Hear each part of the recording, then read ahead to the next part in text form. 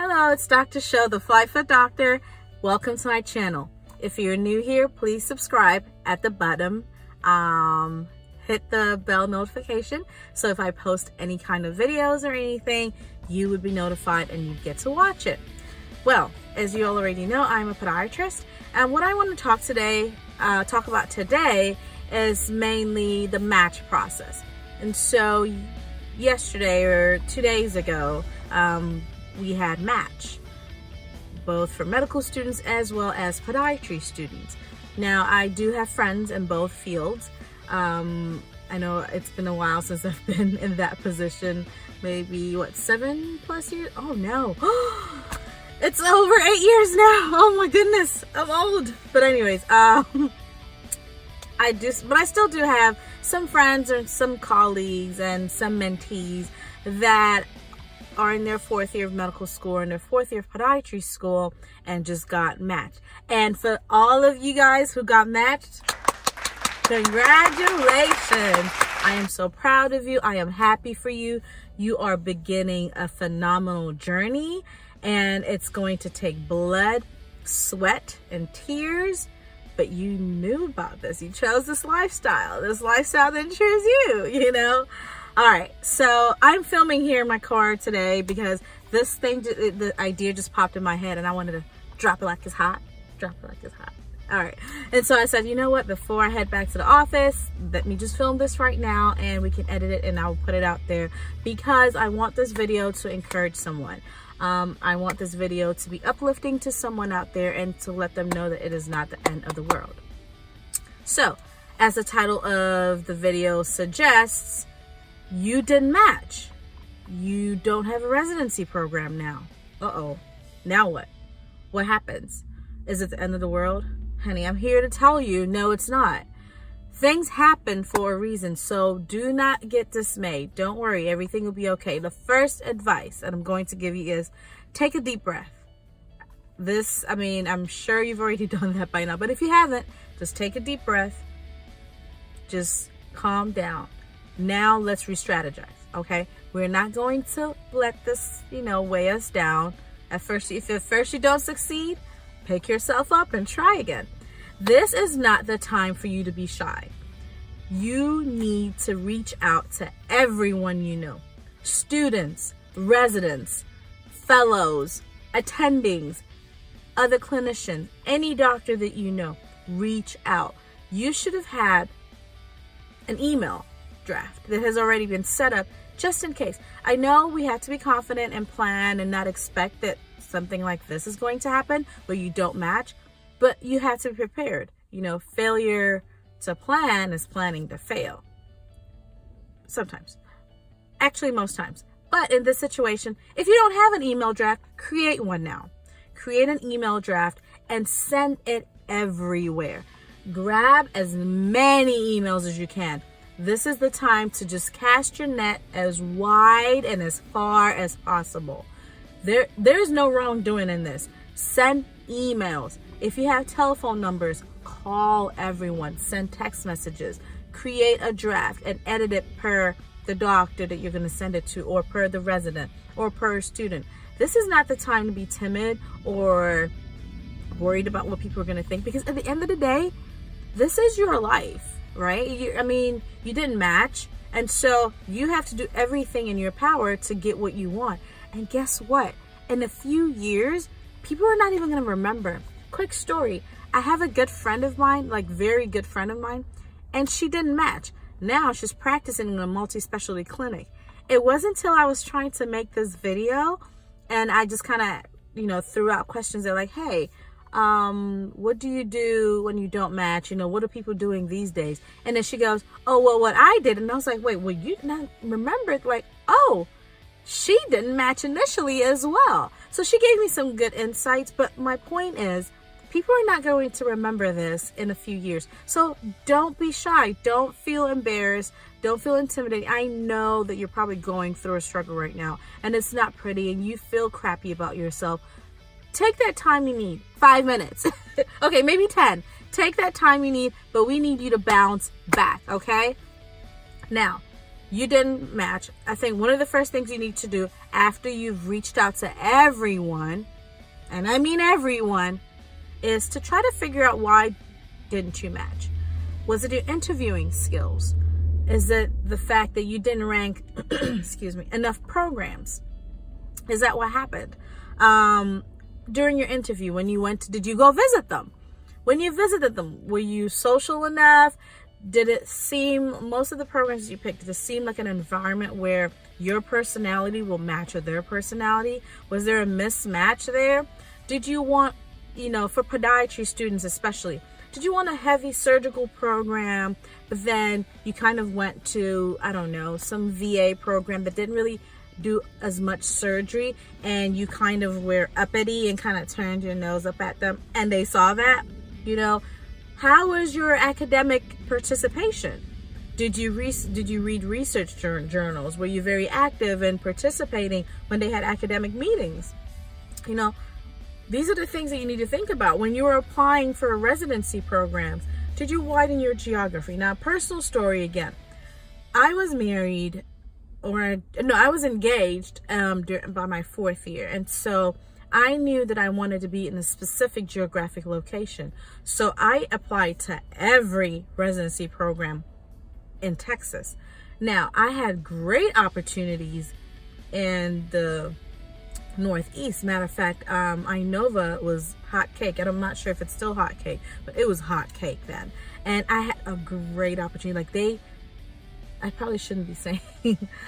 Point is, I could have gotten it, right? But I had to figure out how to rank it because my family was important to me, and I wanted to be with my husband, or husband to be at the time, and my family. I had family members here in Texas as well, and so I wanted to come back, and so I kind of ranked based on that. Now, that may have worked for me. That may not work for other people. Some people, they don't care where they go. So how did you rank? Could that have affected how or why you didn't get a match, right? Now, once you figure out why you didn't match, right? Or maybe you never figure it out. And some people, they may not come out and tell you, they have to be PC or whatever. Be that as it may. Now, like I said, you need to keep in contact with everyone the attendings, the residents, the your fellow students, your not co-residents, but your students who you externed with. Or if you did clinical rotations with fellow students, you need to keep in contact with them. Again, please, I cannot stress this enough. I know you're embarrassed, but do not be shy. You have to be aggressive. You have to sell yourself. So, because if you can't sell yourself and be confident and say, look, it must have been a snafu, must have been a fluke, then how are they going to know to trust you? Kind of, because this is a second chance, right? So how are they going to know to trust you? Sorry, I'm looking down because I kind of had some notes here so I can hit most of the topics. Another thing, did you pass your board exams? Sometimes that may be the reason why you didn't match. And if that's the case, then no biggie. It happens to the best of us. These exams are not, they don't really, yes, if you're smart and intelligent, yes, they work for you. But just because, if you don't pass doesn't mean you're stupid or you're dumb. It could have just been, a bad day. So, be it boards part 3, USMLE step 3, go ahead and study for it. Flashcards. I'm going to make another video on, how to study and how to retain information for examination much later. But go and study and take your exam again and pass it. Because if that was the main thing and the main reason why you didn't get picked for a match or in a residency program, well, that's kind of a sort of easy fix. So just fix that, and then we can get the ball rolling again. Another thing, in this time that you have while you're trying to figure out what you're going to do, network. So you've reached out, you still didn't get a program, and now maybe you're sitting a year out, right? Network. Find physicians, go to their offices, shadow them if you have to, volunteer. And a strategy that I would advise is, if a physician is a a residency director, or he is on the board, of the residency program or has much pull. So your homework now is to find out who is on the board and who has pull. And if they have a clinic, go to their clinic. Pick a day or two. Whatever day they have clinic, say, I'm going to come spend a day with you. You probably are not, I mean, it may not even be a paid gig, but just say, I'm going to spend a day with you. Become their medical assistant for the day. And then ask questions. You know, help them draw up injections. Tell them you're going to help up to numb up a toe. And I'm speaking now for podiatry because that's my specialty.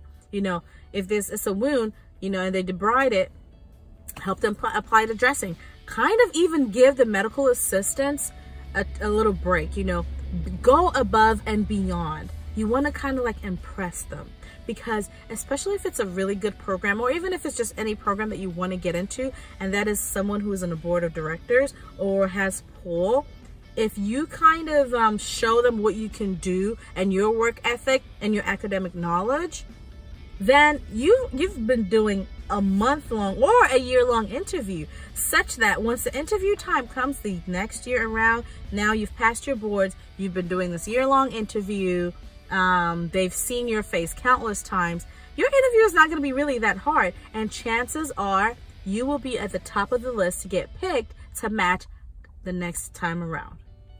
That's a little tip I learned. I had a friend who, I mean, she did this beforehand. Now, she actually went, she did this before in our third year, I think. She went and became a patient because to this doctor. Now, this was across town. We were in Philadelphia, but we lived in Philadelphia, but this doctor was in Texas, so she wanted to be in Texas. She became a patient.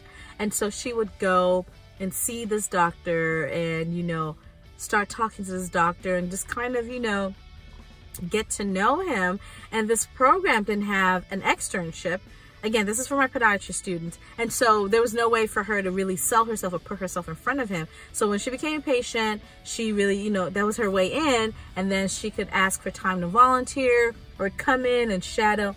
And guess what? She got the program. So whatever way whatever you need to do, do it. Okay? So shadow. If there's a conference, go for it. If it's free, of course, go for it. Like, hello. If they have academic meetings, yes. If a program that you want to go to that you did not match in, and let's say they don't have an externship program, and you especially really want to go there, definitely find out when they're having the academic meetings. If they have cadaver labs, go to it. Whatever kind of meetings that they would allow you as a student come to, go to it. Keep in touch with the residents, keep in touch with the chief, keep in touch with the attending, keep in touch with the director, and go to those meetings. And then when you go to those meetings, you definitely have to participate. Like write down, you know, questions that you may have, read. So these academic meetings, they usually would have a topic that they're going to be discussing. Find out what those topics are and research on it. Study on it. And if you have questions, this is the place to ask. No question. I mean, they say no question is a dumb question, and that is true. But if you have a question, look to see if you can find the answer. And then what you could do is be like, hey, Dr. So-and-so, I had this question and I looked at the answer and this is what it said, but I don't quite understand it. Could you explain it further? That shows interest, right? It shows that you had a problem. You sought out a solution. You did find a solution, but you didn't quite get the solution or understand it. And now you're bringing it to people who are supposedly experts. So that way, it's not a stupid question. Even if it ends up being a stupid question, but you did the work to try to find the answer. You just don't get it, right? So it puts you at an edge. So attend those meetings. Attend them. What else? For medical students, what you could do, take time off. Do research, right? You can do any kind of research. Some research programs are actually paid programs. So that way you can make some money on the side while you keep studying for the exam if you didn't pass, or while you keep shadowing and stuff like that. So that's a way you can kind of make use of that time that you have before you match. Again, you can actually find a job. Now, a job in a clinical setting, you just don't want any kind of job. You want, because your goal is to gain a residency program. And so you want something that'll, pad your resume when you're applying. So when you get a job, some jobs may not allow you to participate in direct patient care because, it's just a law of the state. Some states will actually allow you to participate as a physician assistant. So research what the laws are in your state. Find out if you can be a a physician assistant and, work in a clinic. If it's family medicine, do that. Now, I guess it's going to be kind of hard if you're trying to get into a surgical residency because you can't quite, I don't know. Maybe you could find out if you could get some kind of certification so you could be a surgical assist. That will be a great idea. You have an MD or a DO degree. And now you get a certification. If there's something where you can, like an accelerated program, you get a surgical assist license and you get to assist a surgeon, especially if that surgeon is a director at a residency program or on the board. Honey, there's no better way to get an in. Now you're actually helping out in surgery. Now, I don't know this part will actually, I don't know what it takes to be a surgical assistant and if there's some kind of accelerated program, but just the idea of it would be amazing. So look into that. Non-surgical, that's easier. Go in the clinic and see if they need, some kind of help or, some kind of medical assisting help, and try to, get a job and get to be, cozy with them and just try to get the in. Honestly, I feel like academics, of course, you have to be, mentally, physically, and, intelligent. But if you have an in, you need to get an in somewhere, because if you are struggling, which at this point you are sort of because you didn't match, right? You need to find a way to get in.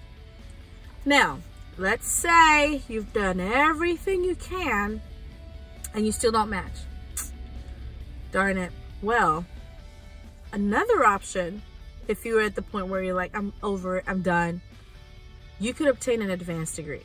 So maybe you could obtain an MPH or an MBA or whatever other advanced degree that you may want. So you may have to go back to the drawing board and say, okay, I have this degree now with these many loans and the loans.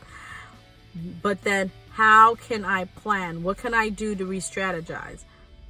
Being a medical professional is very rewarding. It's extremely rewarding, but it's not the end all be all. Okay? Excuse me, Lord. It's not the end all be all. So if you, at this point, you've exhausted all of your options, consider getting an advanced degree too. That could be an option. But before we go down, that's like at the bottom of the list. Main thing you need to do right now, contact everyone. Email, call, text messages, leave voice messages. Put on your professional voice, honey. Like, yes, you need to hustle. Hustle. Contact them. If you've done any research, if you've presented any papers, if you're printed out in any of the journals, articles, or anything like that, send it to them. This is who I am. Advertise yourself. Market yourself. Show them. And this is, yes, there's a fine line between bragging. You're not quite bragging, but you're kind of show them everything that you have. Because if the only reason that especially if you have all of these things, and the only reason you didn't get it is perhaps maybe you didn't pass your USMLE Step 3 or Boards Part 3, or you just suck at interviewing, show them all of your accolades. Like, give them your accolades. Let them know who you are, and then go practice for interviewing. Oh, a tip for interviewing. I'll probably make a separate video, but I'll just touch on it a little bit. Record yourself answering questions. If you hadn't done this before, especially in a program where you haven't visited, they don't know you, they've never met you, grab a set of questions and answer them. Social questions, academic questions. You want to kind of watch yourself and see how you present. And do you like what you see? Are you actually answering it in a good way? Are you likable? And if you're not, figure out how to make yourself likable, especially in a short span of time. Right? A lot of these interviews may be on the phone. So figure out your speaking voice, how to project confidence and intelligence and knowledge over the phone, because these are like quick. This is a very fast-paced period. The next month is going to be crucial. Now, sheesh, my friend, I mean, it took her a couple months, actually, maybe about 6 months before she actually got a residency program, but still keep practicing. Practice. I wish you the best of luck. If all works out, please leave a comment below. Even though it doesn't work out, still leave a comment below. We'll try to figure it out. Please, again, like I said, like and subscribe to my page. Thank you for watching. I appreciate it. And I'll be back with more Fly Foot Doc Facts. Thank you for watching. Bye-bye.